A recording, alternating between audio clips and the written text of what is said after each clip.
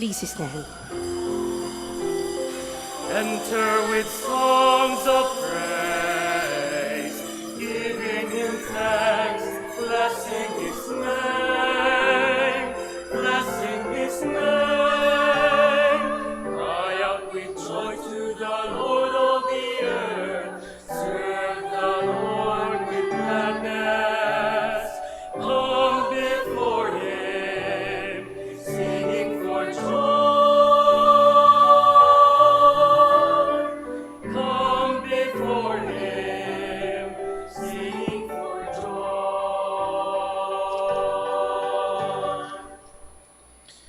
In the name of the Father, and of the Son, and of the Holy Spirit. Amen. The Lord be with you. And with your spirit.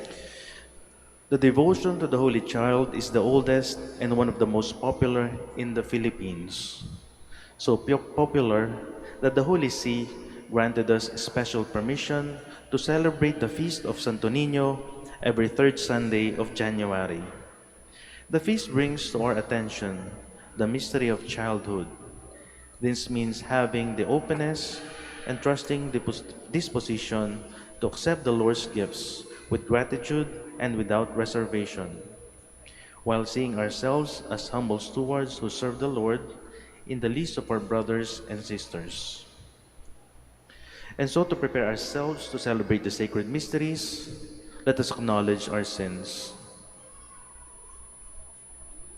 I confess To Almighty God, God and to you, my brothers and sisters, that I have greatly sinned in my thoughts and in my words, in what I have done and in what I have failed to do, through my fault, through my most gravest fault.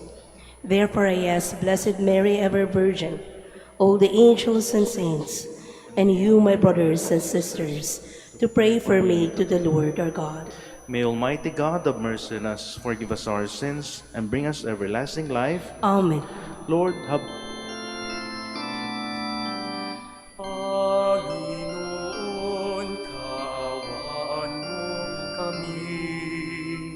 Panginoon, kaawaan mo kami. Kristo, kaawaan mo kami.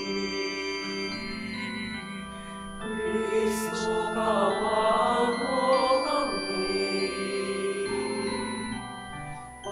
Panginoon, kaawaan mo kami. Panginoon, kaawaan mo kami.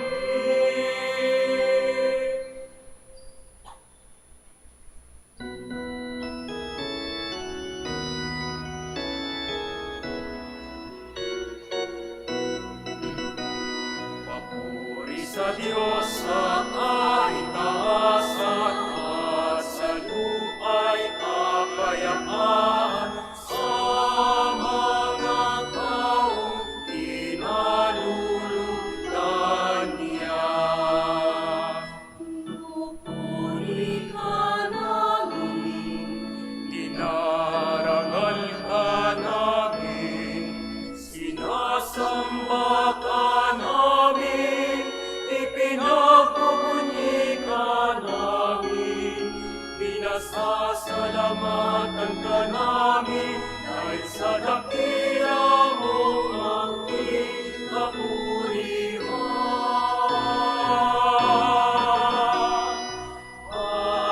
Panginoong Diyos, Hari ng langit, Diyos amang makapangyarihan sa lahat. Panginoong Jesucristo, lutong na anak. Panginoong Diyos, Kordero ng Diyos, anak ng Ama. Ikaw nag-aalis ng mga kasalanan ng sanlibutan. Maawa ka sa amin. Ikaw na nag-aalis ng mga kasalanan ng sanlibutan. Tanggapin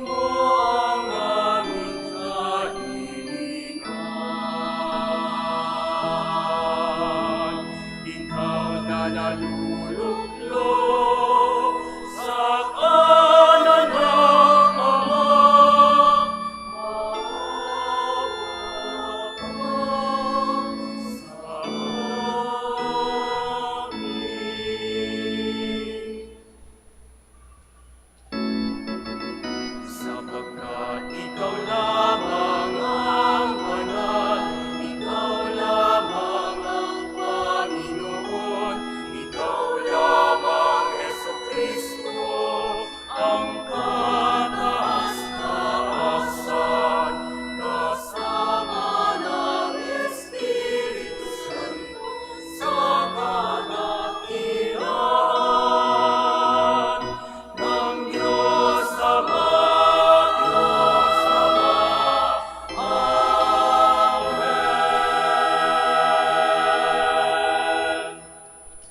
Let us pray.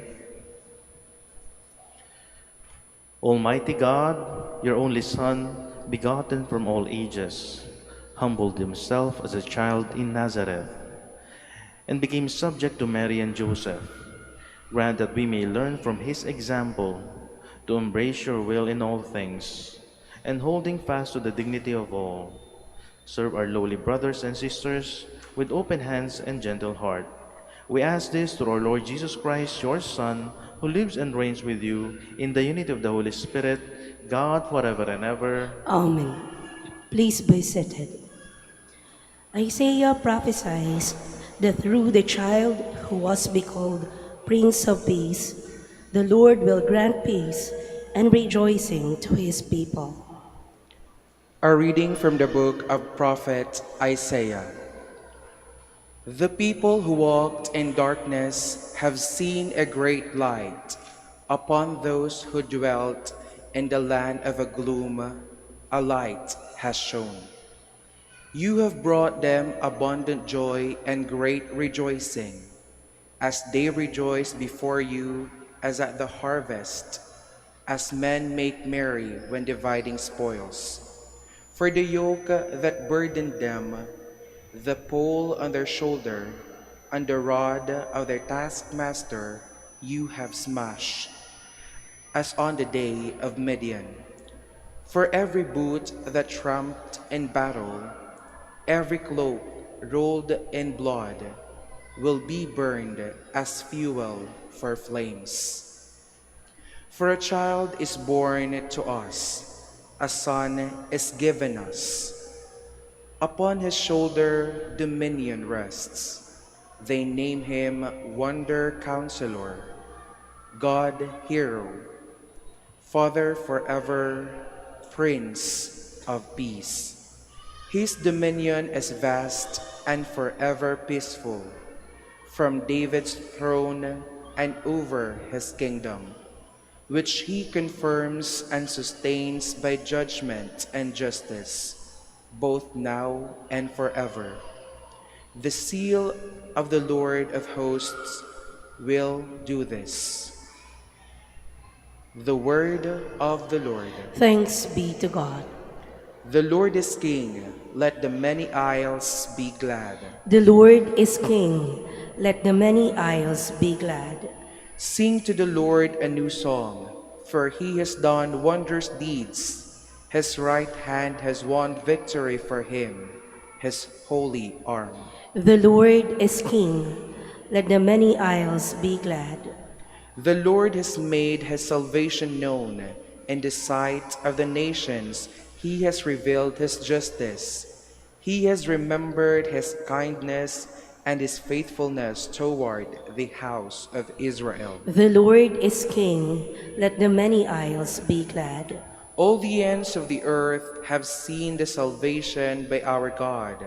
Sing joyfully to the Lord, all you lands. Break into song, sing praise. The Lord is King, let the many isles be glad.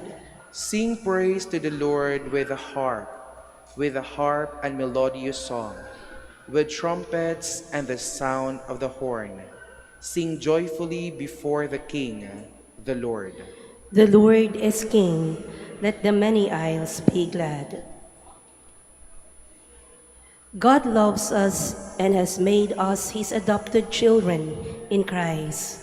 Paul reminds us to live up to our dignity by leading a holy and blameless life. A reading from the letter of St. Paul to the Ephesians. Blessed be the God and Father of our Lord Jesus Christ, who has blessed us in Christ with every spiritual blessing in the heavens, as he chose us in him before the foundation of the world, to be holy and without blemish before him. In love, he destined us for adoption to himself through Jesus Christ, in accord with the favor of his will, for the praise of the glory of his grace that he granted us in the Beloved. Therefore, I too, hearing of your faith in the Lord Jesus and of your love for all the holy ones, do not cease giving thanks for you, remembering you in my prayers, that the God of our Lord Jesus Christ, the Father of glory, may give you a spirit of wisdom and revelation resulting in knowledge of him. May the eyes of your hearts be enlightened, that you may know what is the hope that belongs to his call, what are the riches of glory in his inheritance among the holy ones. The word of the Lord. Thanks be to God. Please stand.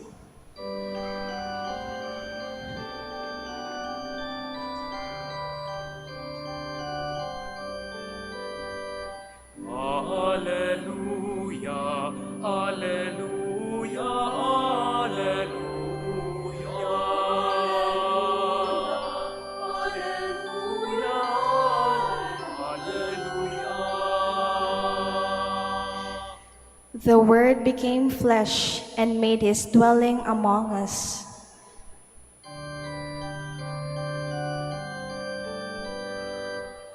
Alleluia, alleluia, alleluia.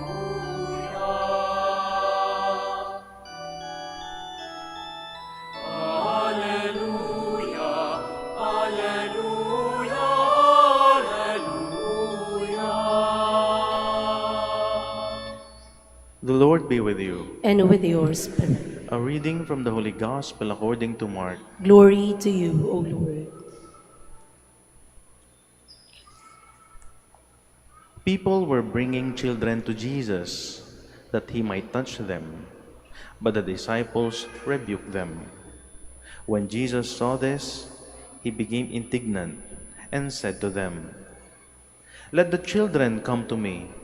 Do not prevent them, for the kingdom of God belongs to such as this. Amen, I say to you, whoever does not accept the kingdom of God like a child will not enter it." Then he embraced the children and blessed them, placing his hands on them. The Gospel of the Lord.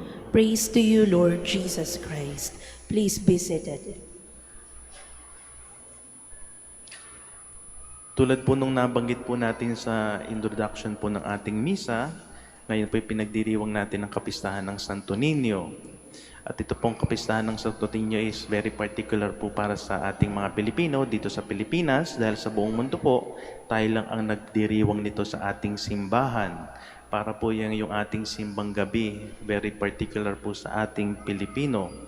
At yan nga po ay dahil po sa ating malakas na devotion sa Niño Jesus. At yan din po ay dahil po sa ating history, ito po ay nakakabit sa ating history. Dahil po nang dumating po dito ang mga Espanyol noong mga 1500s, noong sila po ay dumating na sa Cebu, dito sa Pilipinas, ang una po nilang na-convert ay si Haring Humabon. Haring Humabon, at yung pong kanyang asawa din, sa kanyang pamilya, yung kanilang tribo ay nag-convert din. At ang regalo po ng mga misyonero po ay yung Niño Jesus. Niño Jesus na makikita natin ngayon sa Cebu. At ito po ay nakita, tapos ngayon po ay nakalagak na sa Cebu.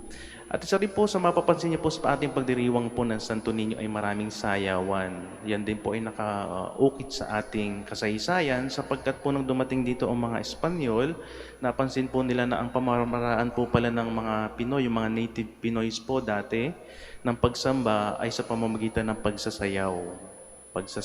Kaya ano ang ginawa nila? Dati po, nung sila ay sumasamba, ang mga sinaunang Pilipina ay sumasamba sa mga anito, pinalitan po nila ito ng mga imahe ng ating Poong Jesus. Mas lalo po yung Santo Niño. Kaya mapapansin niyo po, dahil po likas po pala sa mga native Filipinos dati ang pagsasayaw sa pagsamba, kaya po ito ay po sa paliwanag kung bakit talaga po sa mga pagdiriwang ng Santo Niño ay merong pagsasayaw. At ngayong linggo nga po ay pinagdiriwang po natin ang kapistahan ng Santo Niño.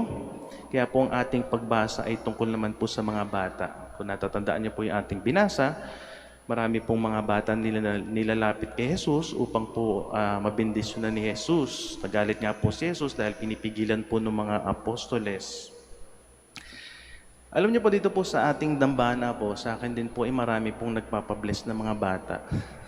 Mga magulang, mga siguro basta't sa meron po silang dalang bata, pinapabless po nila.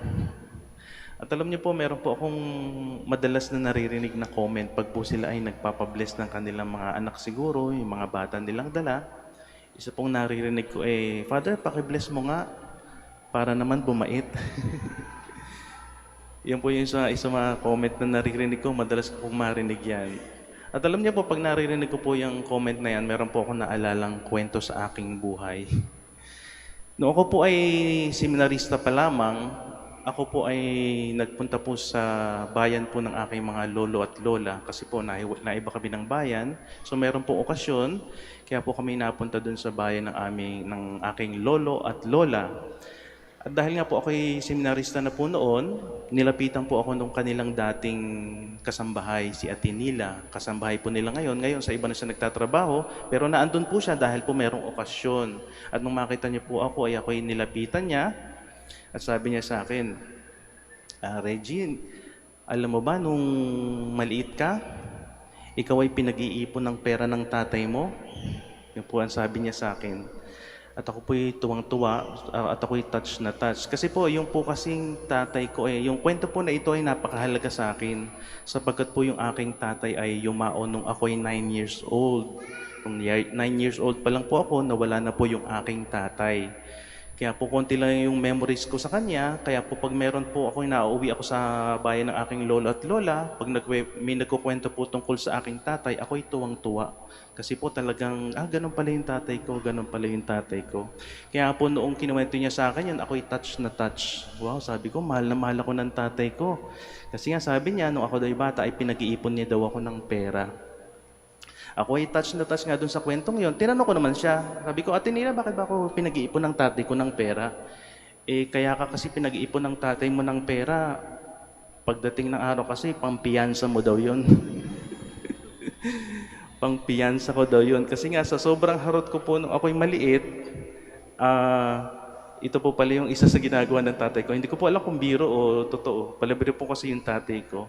Pero dito ko po talaga nakikita na, totoo naman po kasi yun talagang, hindi ko naman i-deny. Maharot naman po talaga ako nung ako'y maliit. Nung ako po'y maliit, ako'y talagang maharot. At kaya po siguro nasabi yun ng aking tatay. Pero po, dito po natin po makikita na yung mga bata po pala kahit, siguro po ganun po talaga siguro mga bata. May mga bata po talaga na gusto maglaro, sobrang hyper, talagang malikot, minsan mahirap sawayin, pero hindi naman po dyan natatapos ang lahat. Kasi malamang po kayo po, meron din kayong mga kakilala. Kasi ako po, may mga kakilala ko, kinukwento ng mga magulang nila, naku, nung bata yan, napakaharot niya, napakahirap sawayin, hindi po ba? Pero nung tumanda na is umayos naman ang buhay. Naging formal naman sila, naging mabait naman sila, naging successful naman sila sa kanilang buhay. Kaya po kung meron po tayong mga batang mga ganyan, siguro po talagang ganun lang siguro ang mga bata. At hindi naman po yan katapusan na talagang hanggang sa paglaki nila siguro is masakit ang ulo natin sa kanila. Siguro po ang kailangan lang talaga natin ay tutukan po. Tutukan natin yung ating mga anak, yung mga batang maliliit, talagang mas lalo na po pag sila ay magti-teenager. Kasi mas lalo na po dito na hinahanap. Usually, di ba po, mga bata, pag nagti-teenager, dito na hinahanap nila yung kanilang personality talaga. Ito po talaga yung chance na talagang kailangan natin silang gabayan, subaybayan. Kung talaga pong medyo mga matigas pong ulo, mas lalo po natin kailangan tutukan. Dahil nga po talaga po, kahit naman po gano'ng kaharot ng mga bata, pag pala tinutukan naman natin ay pwedeng mapaayos ang kanilang buhay. At gaya po ng sabi sa ating ebanghelyo, siguro po isa po sa pinakamahalaga talaga niyan is yung dalin po natin ang ating mga bata, mga anak sa ating Panginoong Hesus. Hindi po ba? Ganun po ang nangyari sa ating ebanghelyo. Siguro po ito po ang pinakamahalaga sa lahat.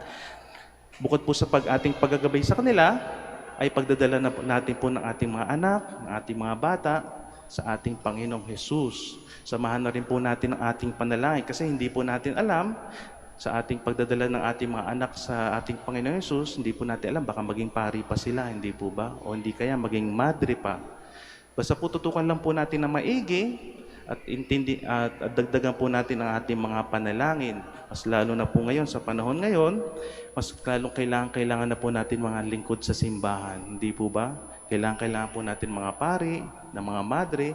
Kaya sana po ito po ang pagnilayan natin sa araw na ito, na kung kahit po yung ating mga anak ay medyo sobrang harot, matigas ang ulo pag maliit pa, may pag-asa pa po pala. May pag-asa pa. Ang kailangan lang po natin talaga itutukan natin sila, gabayan, at higit sa lahat ay lagi po natin isilang dadalhin sa ating Panginoon. Dahil hindi po natin alam sa ating pagdadala sa ating Panginoon, dito natin talaga makikita yung kanilang misyon sa buhay. Yung misyon sa buhay na hindi lamang maging mabait na mamamayan, at baka marin po sila ay maging lingkod ng simbahan. Kaya sana po ito po yung ating pagnilayan. Panalangin po natin ating mga anak, yung mga bata po sa ating pamilya, na kahit na po na siguro may katigasan na ulo, may pag-asa pa pala. May pag-asa pa pala. Yan ay kung hindi tayo susuko at lagi natin silang dadalin sa ating Panginoon. Please all stand. I believe in one God, the Father Almighty, maker of heaven and earth, of all things visible and invisible. I believe in one Lord Jesus Christ, the only begotten Son of God, born of the Father before all ages, God from God, light from light, true God from true God, begotten, not made, consubstantial with the Father. Through him all things were made. For us men and for our salvation, he came down from heaven, and by and by the Holy Spirit was incarnate of the Virgin Mary, and became man. For our sake he was crucified under Pontius Pilate. He suffered death and was buried, and rose again on the third day in accordance with the Scriptures. He ascended into heaven, and is seated at the right hand of the Father. He will come again in glory to judge the living and the dead, and his kingdom will have no end. I believe in the Holy Spirit, the Lord, the giver of life, who proceeds from the Father and the Son, who with the Father and the Son is adored and glorified, who has spoken through the prophets. I believe in one holy, Catholic, and Apostolic Church. I confess one baptism for the forgiveness of sins. And I look forward to the resurrection of the dead and the life of the world to come. Amen. The Holy Child reminds us of God's power at work in our humility and weakness. Let us pray with confidence to the Father, for we are all his children. Let us pray. Listen to the prayers of your children, Father. Listen to the prayers of your children, Father. May the Pope, bishops, priests, and all religious always aspire for the gospel values of love, humility, and service, rather than power and influence. We pray. Listen to the prayers of your children, Father. May our civil and political leaders become fully convinced that true greatness is attained through service and care, especially for the weak and those who have less in life. We pray. Listen to the prayers of your children, Father. May the poor, the marginalized, and the victims of violence in our society derive strength from the conviction that they have a special place in Jesus' heart. We pray. Listen to the prayers of your children, Father. May our devotion to Santo Niño help us grow in wisdom and grace before God, keep the spirit of a child, and live with our brothers and sisters in openness, freedom, and friendship. We pray. Listen to the prayers of your children, Father. May the Lord welcome into paradise our departed loved ones. We pray. Listen to the prayers of your children, Father. Let us pray for the urgent concerns of our community and our personal intentions.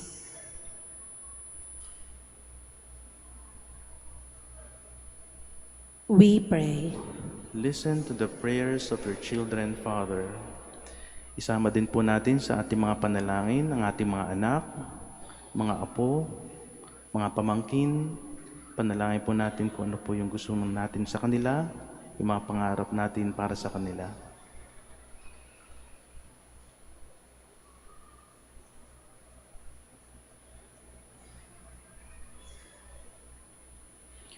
We pray. Listen to the prayers of your children, Father. Heavenly Father, listen to our prayer. Give us the courage to do your will so that we may be worthy to share the eternal happiness of your kingdom. We ask this through Christ our Lord. Amen. Amen. Please be seated.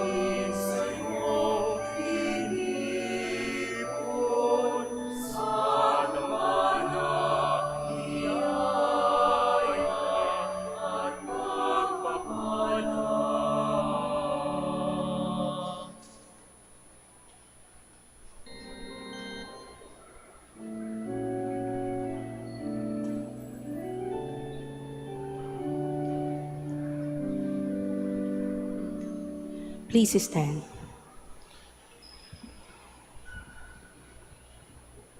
Pray, my brothers and sisters, that my sacrifice and yours may be acceptable to God, the Almighty Father. May the Lord accept the sacrifice at your hands for the praise and glory of his name, for our good and the good of all his holy church. God, our Creator, we offer the gifts of bread and wine to recall the childhood of your only Son. Let our offering become the sacrifice of him who brought forgiveness and peace to the world. Grant this through Jesus Christ our Lord. Amen. The Lord be with you. And with your spirit, Lift up your hearts. we lift them up to the Lord. Let us give thanks to the Lord our God. It is right and just. It is truly right and just, our duty and our salvation, always and everywhere to give you thanks, Lord, Holy Father, Almighty and eternal God, through Christ our Lord. For on the feast of this awe-filled mystery, through invisible in his own divine nature, he has appeared visibly in ours, and begotten before all ages. He has begun to exist in time, so that, raising up in himself all that was cast down, he might restore unity to all creation and call straying humanity back to the heavenly kingdom. And so with all the angels, we praise you, as in joyful celebration we acclaim.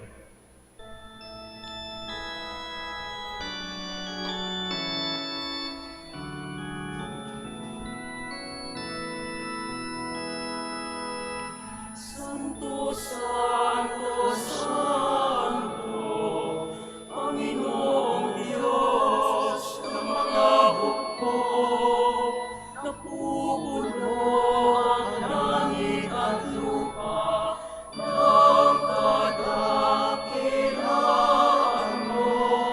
Hosana, Hosana sa kaitaasan, sa kaitaasan.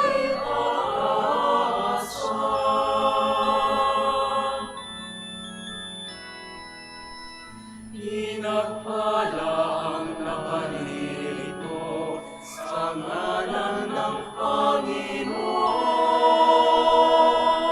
Hosana, Hosana sa kaitaasan, sa kaitaasan, sa kaitaasan.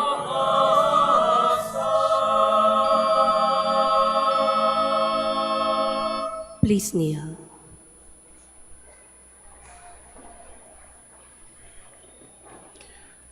You are indeed holy, O Lord, the fount of all holiness. Make holy, therefore, these gifts, we pray, by sending down your Spirit upon them like the dewfall, so that they may become for us the body and blood of our Lord Jesus Christ. At the time he was betrayed and entered willingly into his passion, he took bread and giving thanks, broke it and gave it to his disciples, saying, "Take this, all of you, and eat of it, for this is my body, which will be given up for you."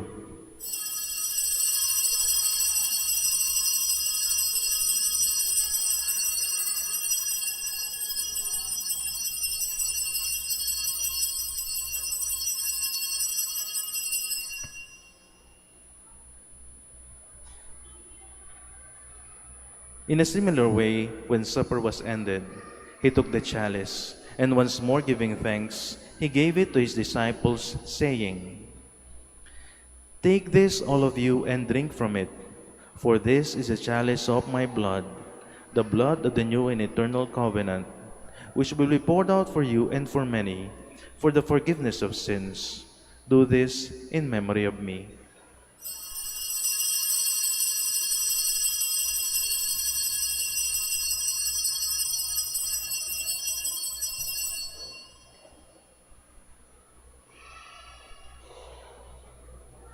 The mystery of faith. Aming ipinahayag na namatay ang iyong anak, na buhay bilang Mesiyas at magbabalik sa wakas para sa lahat.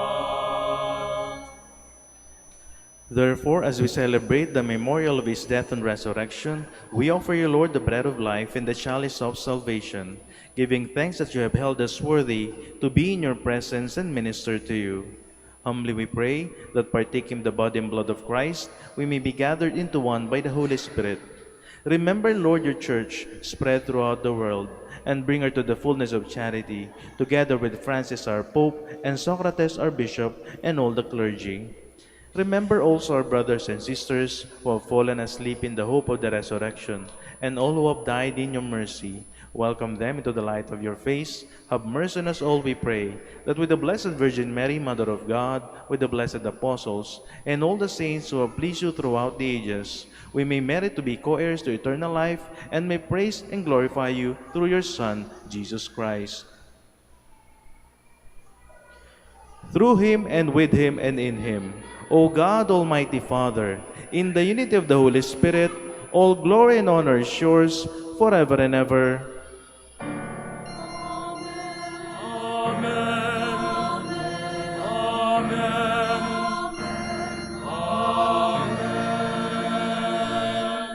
Please stand.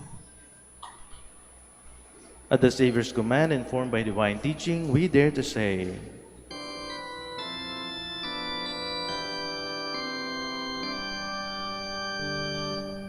Our Father,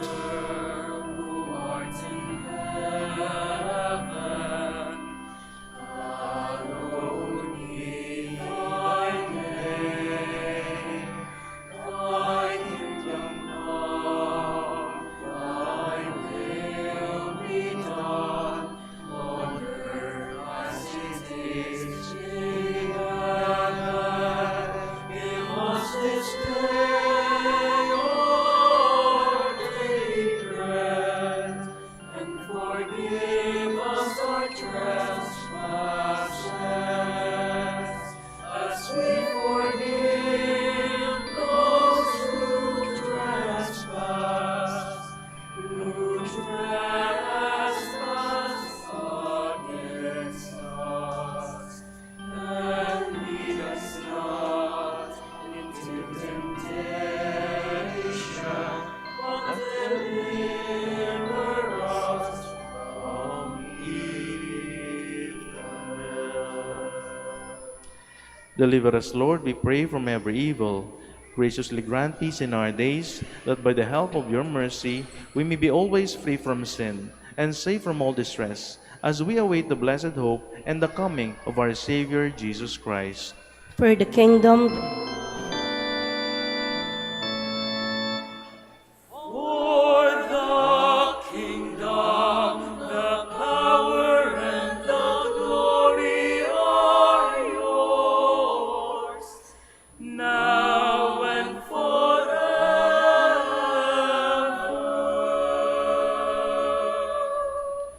Lord Jesus Christ, who said to your apostles, "Peace I leave you, my peace I give you," look not on our sins, but on the faith of your church, and graciously grant her peace and unity in accordance with your will, who live and reign forever and ever. Amen. The peace of the Lord be with you always. And with your spirit. Let us offer each other the sign of peace.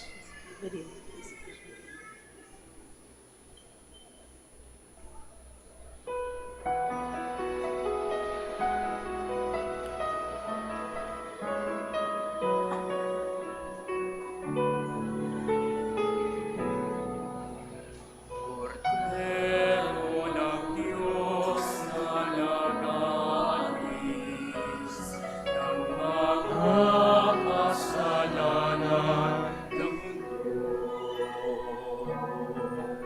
Maawa ka sa amin. Cordero ng Diyos, maawa ka. Cordero ng Diyos na nag-alis ng mga kasalanan ng mundo. Maawa ka sa amin, Diyos, maawa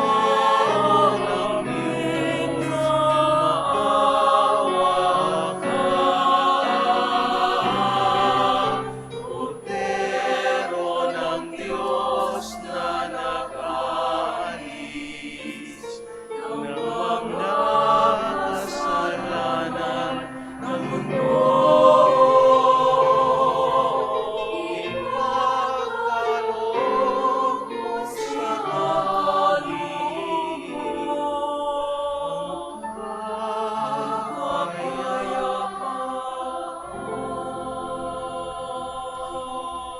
Please kneel.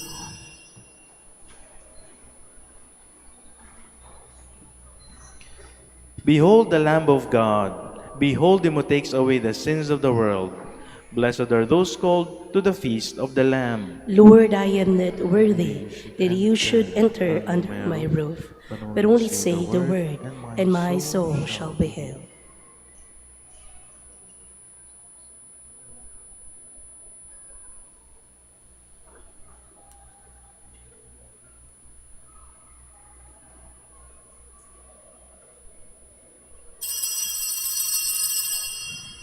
Paalaala po sa lahat, sa inyong pagtanggap ng komunyon, pakibaba na po ang face mask. Kapag sinabi sa inyo, Body of Christ, tanggapin ng inyong dalawang kamay ang hostya at sumagot ng Amen. At isubo na agad ang hostya upang maiwasan po ang pagkahulog nito. Salamat po.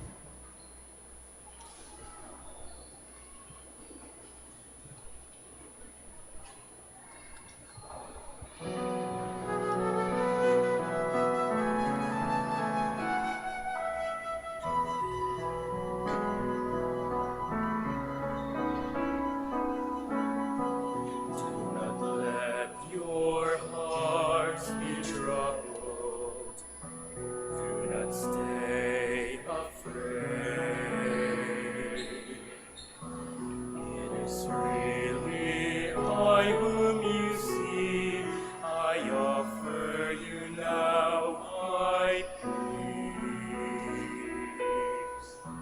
I have waited for this moment to be with you again.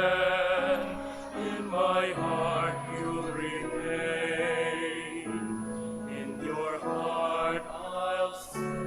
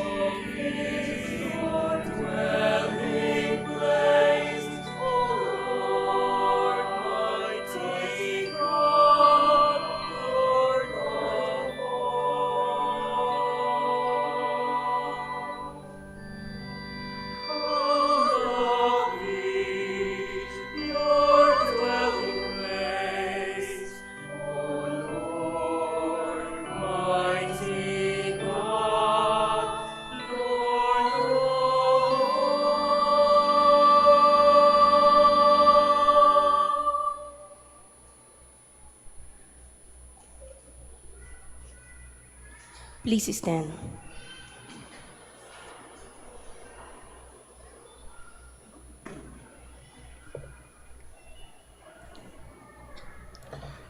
Let us pray.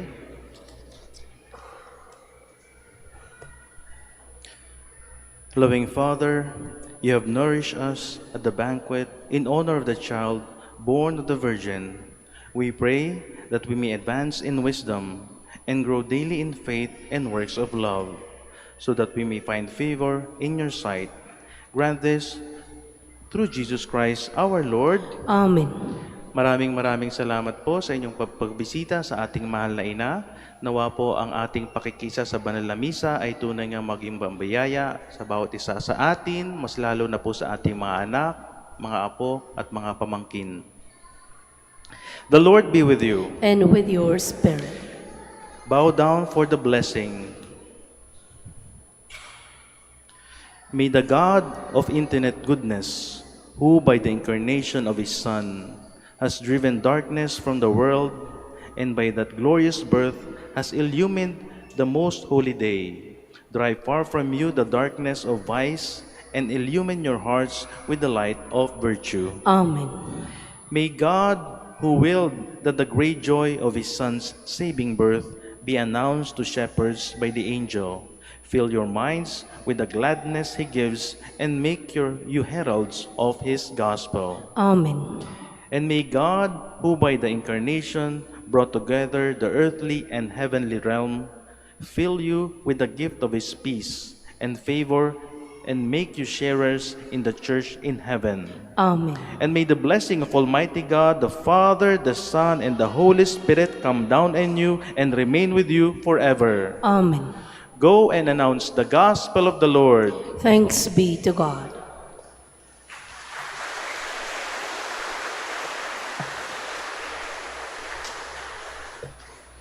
Panalangin po para sa ating mga may sakit. God, our Almighty Father, by your blessing, you give us strength and support in our frailty. Turn with kindness toward our sick brothers and sisters, free them from all illness, and restore them to good health, through the intercession of Our Lady of the Rosary of Manaoag, so that in the sure knowledge of your goodness, they will gratefully bless your holy name. We ask this through Christ our Lord. Amen. Prayer for the blessing of your religious articles. In memory of the mysteries of the life, death, and resurrection of our Lord Jesus Christ, and to the honor and glory of the Blessed Virgin Mary, Our Lady of the Rosary of Manaoag, may these rosaries, images, candles, and other religious articles be blessed and made holy. In the name of the Father, and of the Son, and of the Holy Spirit. Amen.